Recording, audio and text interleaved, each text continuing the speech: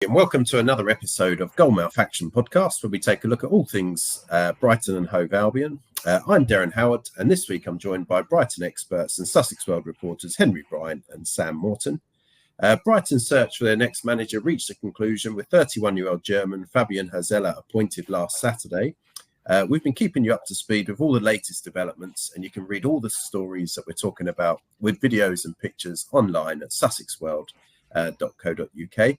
And you can check out other great videos on Shots TV and Freeview Channel 276. You may also be watching on Latest TV, so thank you very much for tuning in. But Sam, it's Hurzeler, Fabian Hurzeler. He was confirmed last Saturday. It was always, we'd known about it for the sort of a week or so building up. But what are your thoughts after the confirmation? Yeah, it's great news really to finally get that over the line, because obviously it's really dragging out, wasn't it? Kind of the talks about who would be replacing Roberto De Zerbi, and there's lots of unknown elements to it. So when Hurzeler's name came into it, he obviously was very unknown, not knowing what he would bring to the club, and to get that confirmed is great now, and it's really exciting to see how he gets on after all the talk that there's been about him and the achievements that he had at St. Pauli in Bundesliga 2, and it'd be great to see if he can kind of transition those skills that he has into the Premier League. And it was quite interesting actually in his first interview with the club. He spoke a little bit about the DNA of playing most of his career at Bayern Munich. Yeah. And he likes to be dominant with the ball and control the game.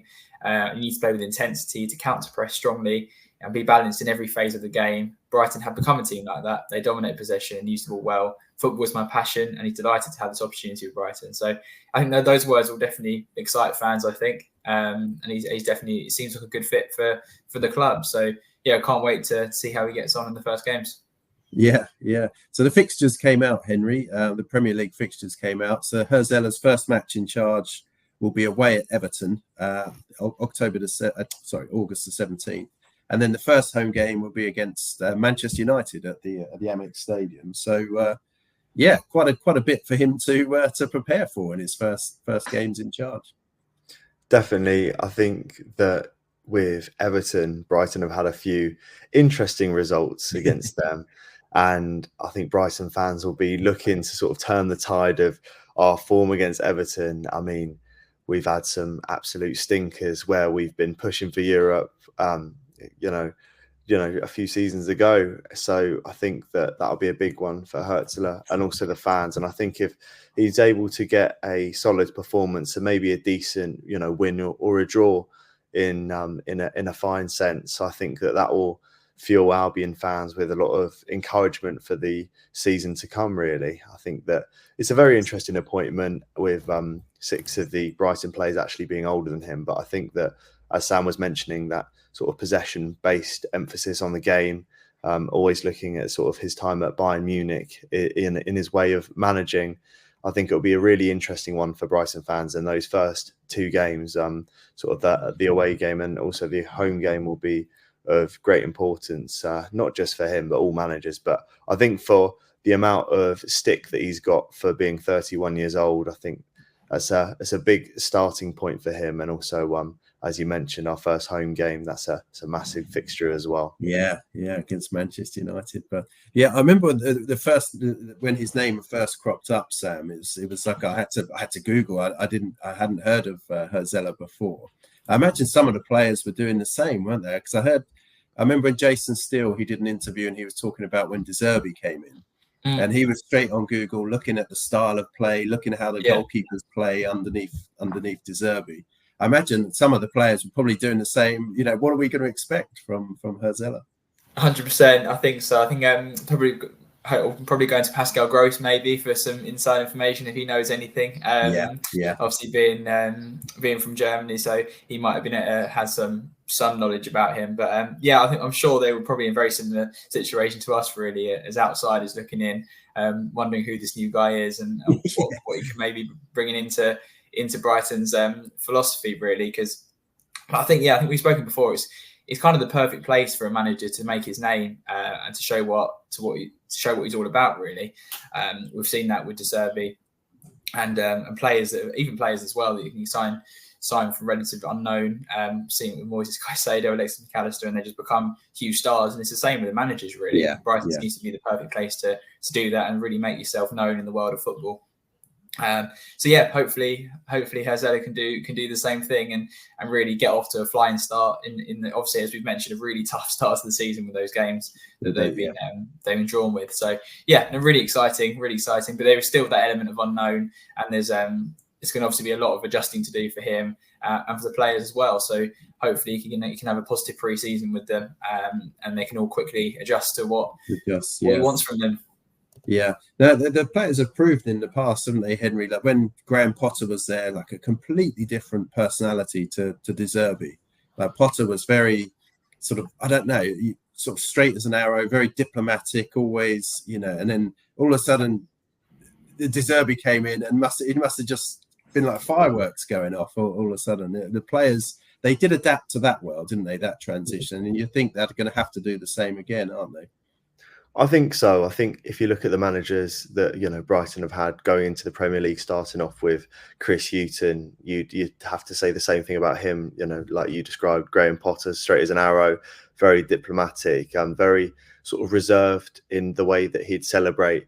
Then going from Graham Potter, that was a little bit more of a step up, still straight as an arrow, and then going from him to De Zerbi, that was just a big. You couldn't have more contrasting personalities, could you? Than Potter and De Zerbi? No, absolutely. I think it must have maybe scared a few Brighton players. I'm thinking, oh my goodness, what's going on here? But the way that De Zerbi's been able to add a bit of aggression to the side just shows how much of an impact he's made, and also the appearance in Europe, fantastic. One of the biggest moments for the club, if not the biggest moment for the club, I'd say at the moment in terms of success. And you look at Hurzeler that's coming in, I think that it won't be as big of a change, to be honest with you, because it seems like he's very aggressive in the way that he's on the pitch, and also the way that he talks to players, but in a passionate sense, like Roberto De Zerbi. So I think this will be less of a bump in the road. I'm just hoping that we can continue with that sort of passion and with that, that determination that we've had in games where it doesn't matter who we're playing. We've always given ourselves a chance. And don't get me wrong, I think at the end of the season, for example, with the game against Manchester City, where we got a bit thumped, it wasn't our greatest performance, but time and time again under De Zerbi, the sort of, the way that we're able to just face teams and not worry about who they are, what they are, how much money they have, and the quality of players, and actually got a result, is something that people, not only from Brighton or Brighton fans, but people, in the Premier League and the footballing world, love about this club. So I hope that continues.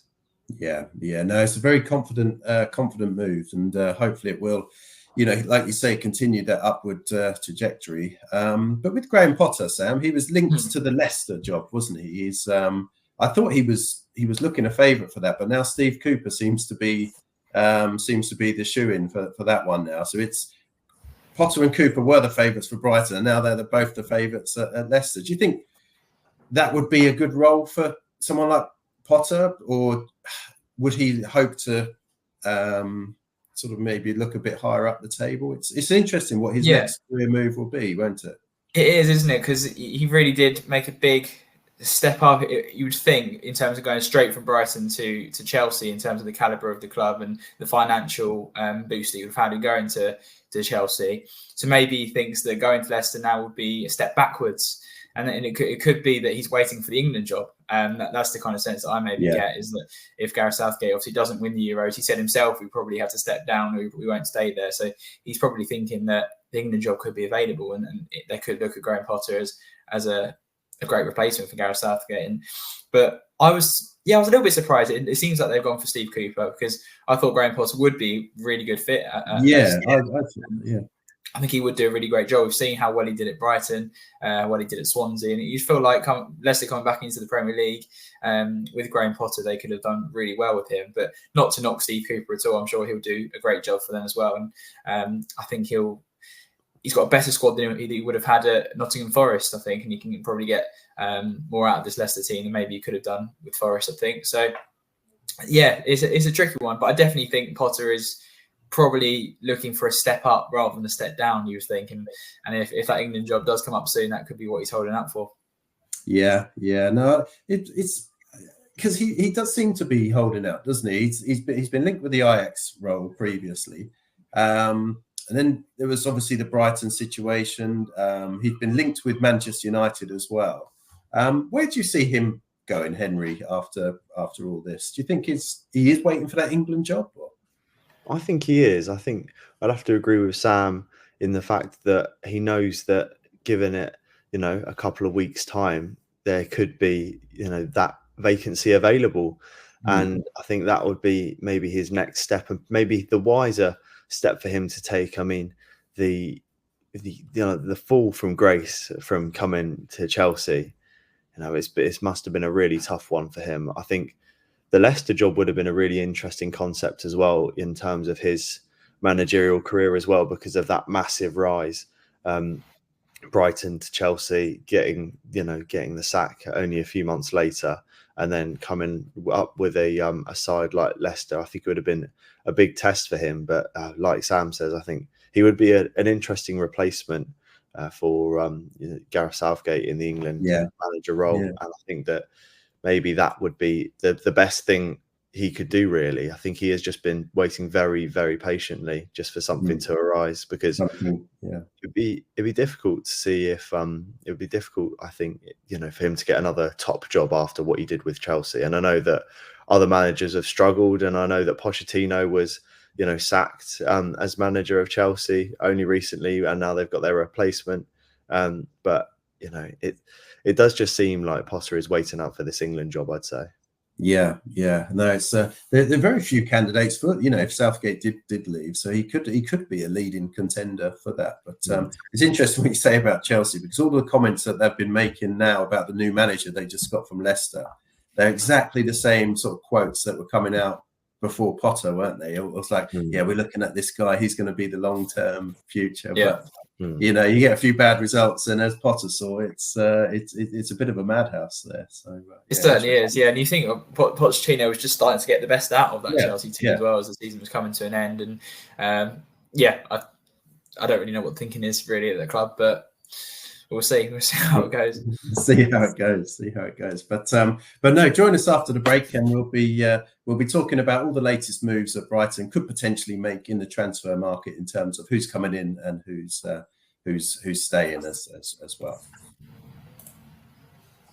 Okay, welcome back to the Gull-Mouth Action. So, Sam, we're looking at the transfer news for Brighton and Hove Albion, and there's been strong links with Crysencio. How do I say this? Crysencio Summerville from Leeds United.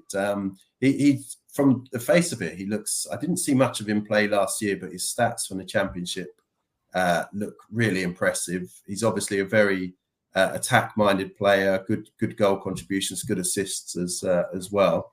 Like I say, I haven't seen much of him play, but he's rated around 40 million. Brighton have supposedly started talks with Leeds and are trying to nip in ahead of Liverpool and Chelsea.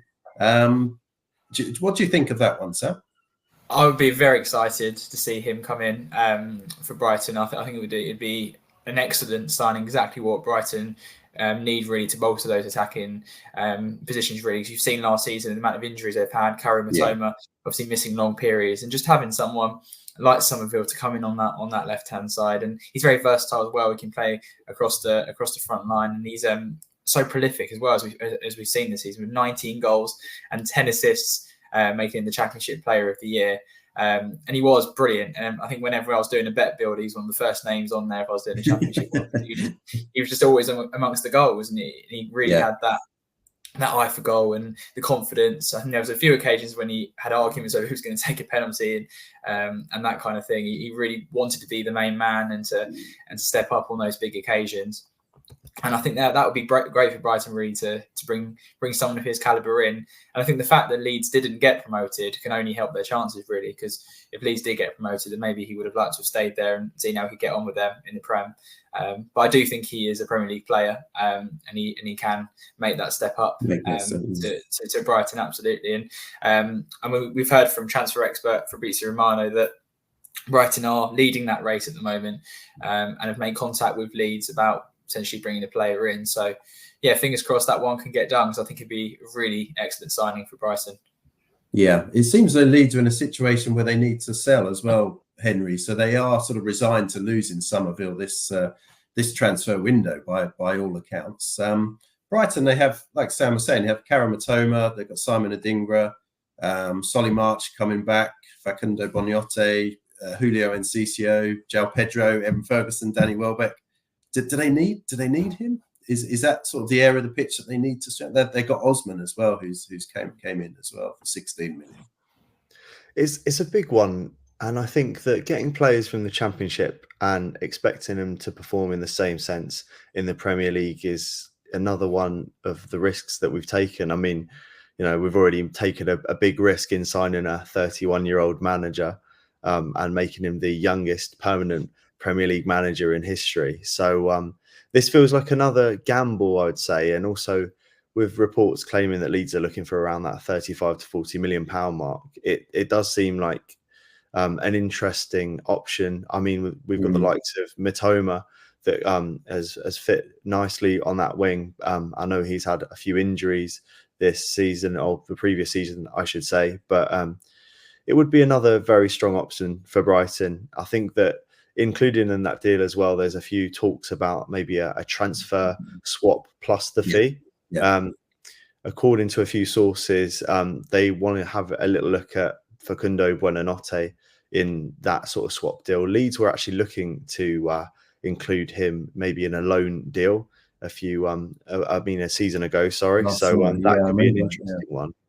That could be an interesting one, and I'm sure that they'd be interested in making that maybe a permanent option if they were to get a little bit of money as well for Summerville. And as you were saying, they do need to get him gone, I think, this season. So it'll be an interesting one. But I feel like the Seagulls do need to act fast, as Liverpool and Chelsea are also tracking the situation.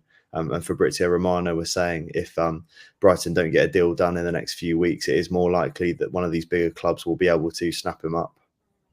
Yeah. No, that is the worry, isn't it? It's historically Brighton haven't often included swap deals in their transfer dealings in the past. They like to sort of keep all their deals separately. I don't know whether that's a way of sort of maximising value for the players that they're selling. But yeah, it'd be an interesting one to see how that develops, and we'll certainly keep an eye on that one. Sam, Brighton's Player of the Year, Pascal Gross. We've touched on it before, but the rumours just don't stop, do they? His Borussia Dortmund now are supposedly in talks with a 3-year deal for him. 7 million euros is a figure that's being quoted. So it seems to be Borussia Dortmund and Eintracht Frankfurt are keen. Yeah, that's the latest on that. So I think you've said before he'd be a big miss, wouldn't he? Yeah, absolutely. Yeah, I think it's vital that Brighton keep hold of Pascal Gross if they possibly can. Really, is the most one of the most experienced players in that team. Really, he's been so crucial ever since they got promoted to the Premier League. Obviously, scored that first goal for them when they got promoted, and he just seems to have got better and better with age, really. And he, as we've mentioned so many times, how versatile he is and how much of a leader he is as well. And so he can just create goals out of nothing with a brilliant cross or a pass. And we saw even in before the Euros, he scored a superb goal for Germany in a pre-tournament friendly. Yeah. And so he's still got it, basically. He's still got it. And there's no reason at all why he can't keep playing in the Premier League. And just to have that experience and obviously that connection with the manager as well, obviously it can help him adapt. Obviously, being from the same country in Germany, and help him adapt to the new country, and he can be a really good kind of link between the players and the manager, really. And obviously, especially if Inder comes back as well. But I think just players like him, you've got to try and keep hold of to help these new players and younger players to develop and to learn what they need to do to be successful in the Premier League, really. But as we have heard, there is talk of him going back to Germany for Borussia Dortmund or Frankfurt. And if that's what he wanted to do for his career, he's definitely earned that, really. And I think Brighton fans wouldn't begrudge it, and they'd give him the best send-off that I think they would have given any player, really, if he was to make that decision to go back home to Germany. So, yeah, you kind of feel that he deserves to make that decision for his career. But if Brighton can convince him to stay, they should really do everything they can, I think, or from whatever he wants to stay at Brighton, because he's so crucial, and I really hope he stays. Yeah, he's just looking at his stats last season that were incredible, weren't they, for Brighton? He looks that type of character as well, similar to like a James Milner, who does everything right off the pitch as well, doesn't he? You can imagine him sort of like being, sort of focused on his fitness, and he's still, like you say, he's got a good few years left in him as yet. But, another player, Henry, Dennis Undav. There seems to be more noise now, looking as though he's going to stay at Brighton for another season. Apparently, there's some clause in his loan deal where Stuttgart had an option to buy Dennis Undav as part of the loan, but then Brighton had an option to buy him back for a small amount more than that. It's a weird clause that included. So basically, if Stuttgart bought him for 18 million, Brighton could say, I'm going to buy him back now for 19 or 18.5 or whatever. And he would come back. So there would be a little bit of a fee that Stuttgart would make a bit of profit on it. So it seems as though it's a clause which is blocking his move to Stuttgart, and he may end up staying at Brighton. It's a bit of an odd one, isn't it? That does sound like an odd one. I didn't know that. It seems like a very Tony Bloom thing to do, to maybe have that little bit of a cushion where even if there is a loss taken, he's able to actually, retrieve the player back. And I mean, he's done so well for VfB Stuttgart last season. And I mean, he's joined Brighton for around £7 million from Union SG in 2022. So, he's only been on the scene a little bit for the Albion, and in, the Albion sort of mouths and all of that. So it'd be very interesting to see what happens, especially because he's openly said in an interview that he would like to stay at VfB Stuttgart. So it would be quite an interesting one to see how that goes. I feel like the scouting with Brighton and just the way that they go about things, they always want players with like a good morale. And I'm not saying that he's a bad apple, but if he's maybe a little bit discontent coming to the Albion, if he's a little bit discontent at the Albion, I wonder if that would rub off on other players. But as mentioned, I think Hurzeler, if he was able to maybe convince Undav with the whole situation, I think that would be a big game changer for the Albion, for the 27-year-old to come back to Brighton and actually perform and get the goals that we desperately need to maybe push for Europe again. I remember speaking to Dennis Undav actually before he went out on loan, and he's given one of the best people to speak to, actually, one of the best mixed zone interviews I've had. I remember how kind of confident he was, and how he's fully confident in his own ability. He should be the starting striker. I think we've seen that really with the talk that in obviously the German media about him saying he wants to stay at Stuttgart because he's had such a big impact there. And at the end of the day, he's at home, isn't he? So I think you can't begrudge him wanting to stay there. And I'm sure it works for him on a personal level. So, it's a difficult one. If he was to come back to Brighton when he's not overly keen on doing so, it could, as Henry said, it could have an effect on the team and that kind of morale. So, Brighton needs to get that one wrapped up sooner rather than later. And if he is to stay in Germany, then to bring a replacement in as well, because I think we've seen obviously with him not being there last season, they really did miss him, or miss that kind of player with the injuries they've had to João Pedro and Welbeck missing some of the season as well. But I think having an extra striker in there could have been a massive difference last season. So it's important they get that situation solved. He's one of those, isn't he? He's such a good finisher, and I think it's something that Brighton don't have a player of that nature. Like Danny Welbeck was the leading man, but he's not always, hasn't been prolific, has he, throughout his career, whereas Undav is an out-and-out finisher. So, interesting. And just wanted to get your thoughts on Billy Gilmour, Sam, as well. He's why he was left out of the opening match against Germany, I've no idea, but he looked really good for Scotland.